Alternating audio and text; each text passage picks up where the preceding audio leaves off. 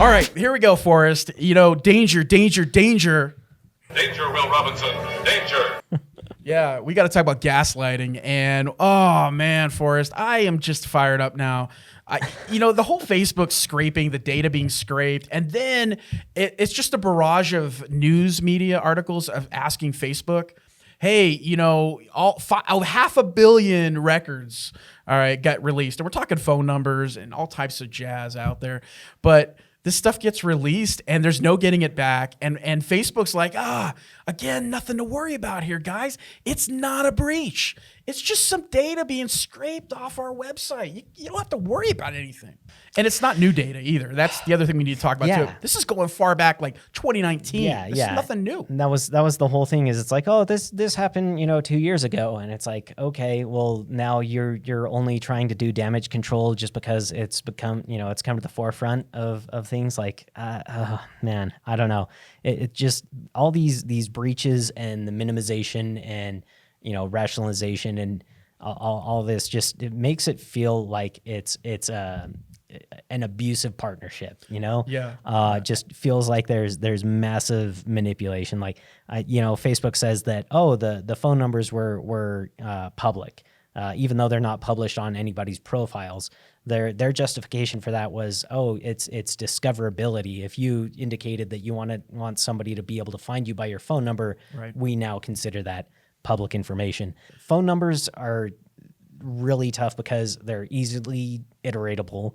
You can just go through a massive list and check, okay, are there any profiles associated with this number? I'm going to upload 1,000+ contacts and you're going to tell me everybody that has a Facebook profile. Okay, cool. And then you just multiply that out. Like that's again, kind of going back to you're lacking security controls on, preventing this stuff from happening in the first place. And the other aspect of this that really grinds my gears is, there's always, just this mealy-mouthed, weasel-wordy garbage of like, sophisticated threat actors. Every attack is done by a sophisticated threat actor.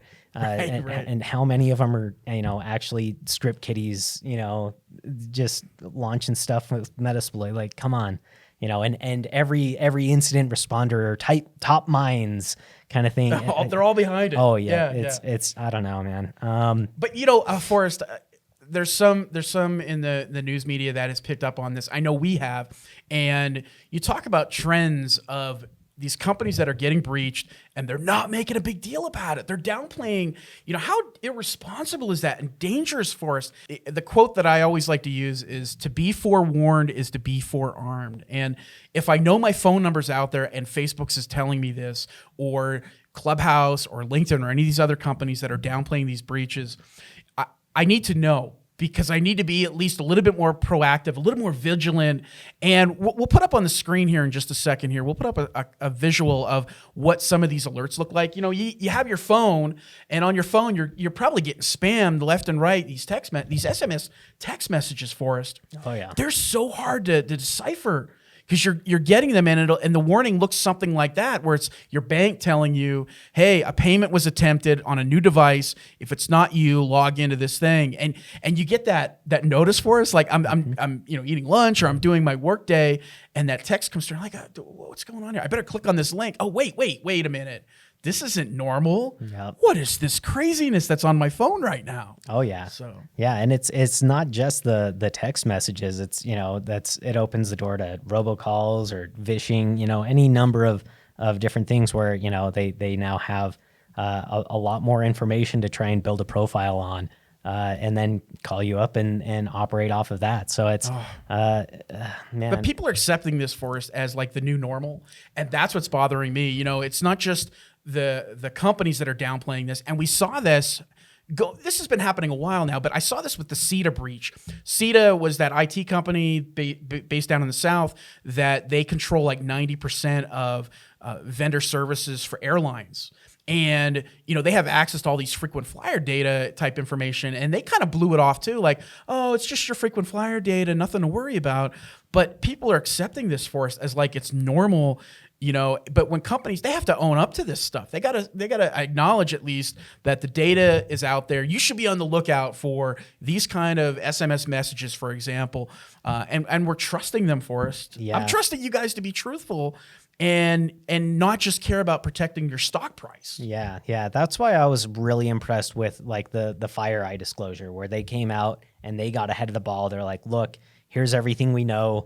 This is what's happening. Here's how you can try and detect this. Like they did the right thing 100%. I wish more companies would take that approach where it's just like, you know what, completely upfront and honest. But instead you get a lot of these responses that are just, you know, forced through this legal defense filter where, you know, it's Scraping is a common tactic, folks. Yeah. We'll have a little bit on our blog, you know, and like that was it. That's all you're going to announce about this thing? You're not going to do anything more? There's a lot of technically true statements where, you know, when you really get into it, it's like, well, that's a very misleading approach. I mean, again, with like the Ubiquity AWS, yeah, technically that was a third-party provider, but it wasn't the third-party provider that was hacked, even though that was the way you set up the sentence, as you know, to imply that. It reeks of. Do you ever read the Wheel of Time? Yes, the Aes Sedai truth, where, you know, it's the truth, but it's not the truth in the way you think it is, kind of thing. They pitch it, yeah. Yeah. All right, so what do you do if you're out there and you're wondering, hey, my information was caught up in the Facebook breach or any of these breaches? There's a website you can go to. Have I been pwned? That's PWNED. HaveIBeenPwned.com. Advice is free, and we highly recommend you use this site. You could enter in your email information. You can also enter in your phone number, and it'll give you back the data of what your information was in any breaches that have been out there. And it's a site that we use and regularly recommend to our friends and family. Yeah, it's definitely trustworthy. The dude that runs it, Troy Hunt, is very prominent in the industry. He has a lot of articles detailing how he's doing this securely. So, you know, he's not just scraping data and harvesting it. And he's, you know, he doesn't keep any of this around. And yeah, it's very interesting reading some of the technical approaches that he's taken for this stuff. I get a lot of questions too, Forrest, from friends and family especially. What else can I do? I mean, my information was up in this breach in the Facebook thing or the Ubiquiti or any of the other thousands of breaches that have now happened. What can I do if it tells me my information has been breached? And of course, resetting passwords is key. We always recommend to never use the same passwords that you have across all of your devices. Password managers help manage that. Oh yeah. The less you have to remember, the easier it is. You know, I have maybe 3-4 passwords that I have to remember. That's like disk decryption, logging into my user profile, and then my password manager. And then everything else is, you know, that's off. You know, I don't have to worry about memorizing which password for which site or which one had these requirements versus that. It's just, you know, I like the term treat passwords like cattle. You know, they're not pets. You just cycle through it. If somebody gets breached, oh well, roll a new random one and there you go. You know, it's no skin off your back. So often though, what we see is the trends of the threat actors they're using your personal life to pivot into your work life. So if you have the same password for your Netflix, your Disney Plus, your Amazon Prime, you go through all Discovery Plus, what are all the others out there for us, right? Oh, there's too many. Oh my gosh! Count. But if you're using the same password, though, that's where it gets into trouble, and you got to take a little bit more ownership on that piece. Yeah. If you've reused passwords for like VPN credentials or something, I mean that's a perfect way for somebody to pivot. It's password spraying is super common.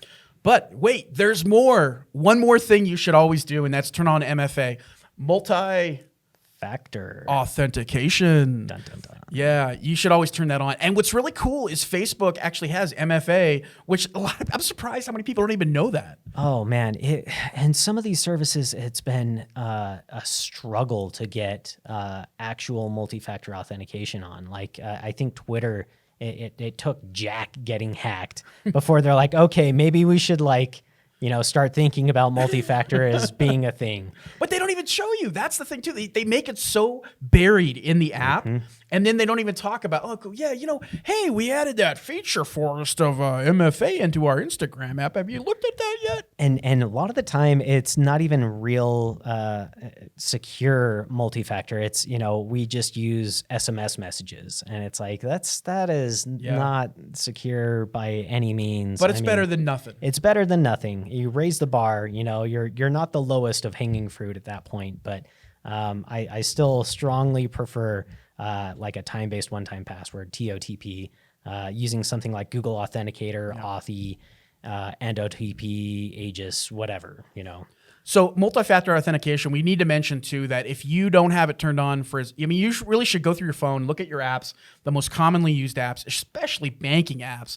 I mean, more than anything, you better have MFA turned on for your banking apps, especially Venmo, PayPal, any one of those, your finance apps, if you have accounting, that kind of stuff. You got to turn that stuff on, folks. My biggest recommendation is always email, because if somebody gets your email, they can get any other account that you've used to sign up with that. Password reset, cool, I've got it. Definitely secure your email right out the gate.